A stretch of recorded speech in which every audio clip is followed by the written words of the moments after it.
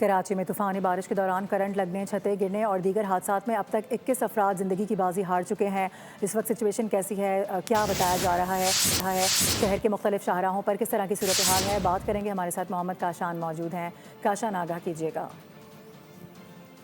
जी बिल्कुल, देखें कराची में होने वाली बारिशों ने तबाही मचा के रख दी है। कल से लेकर अब तक बारिश के नुकसानात से जो 21 अफराद जान की बाजी हार चुके हैं। पहला वाक़या जो है बल्दिया टाउन के करीब पेश आया है, जहाँ पर दीवार गिरने से 13 अफराद झांबाक हो गए। ऐसे ही लांडी के इलाके में छत गिरने से मियाँ बीवी झांबाक हुए, जबकि करंट लगने से एक शख्स झांबाक हुए। इन तमाम अफराद की लाशों को ज़ाब्ते की कार्रवाई के लिए अस्पताल तो मुंतकिल कर दिया गया है, लेकिन दूसरी जानिब दफातर जाने वाले शहरी जो हैं उनको भी शदीद मुश्किलात का सामना करना पड़ा है। मैं मंदिर के मकाम पर मौजूद हूँ। ये गुरु मंदिर का वो मेन शारा है जो कि नुमाइश चुरंगी की जानिब जा रही है।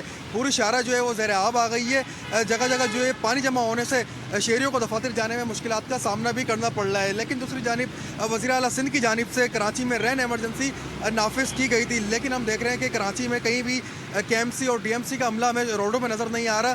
शहरियों की जानिब से कहा गया है कि जल्द से जल्द शाहराहों को क्लियर कराई जाए ताकि उनकी आमदोरफ्त में आसानी हो सके। लेकिन कराची के मुख्तलिफ मकामात पर हम देख रहे हैं कि बरसाती पानी मौजूद है। अगर हम कराची के मज़ाफ़ाती इलाकों की बात करें तो वहाँ अभी भी रोडों के ऊपर पानी मौजूद है। निकासी अब के लिए अब तक डी वाटरिंग पम्प नहीं पहुँचाया गया, जिससे शहरी शदीद मुश्किलात का शिकार होकर अपनी मंजिल की जानिब पेशकदमी कर रहे हैं। काशान, बहुत शुक्रिया। सब्सक्राइब करें और बेल दबाएं ताकि कोई खबर रह न जाए।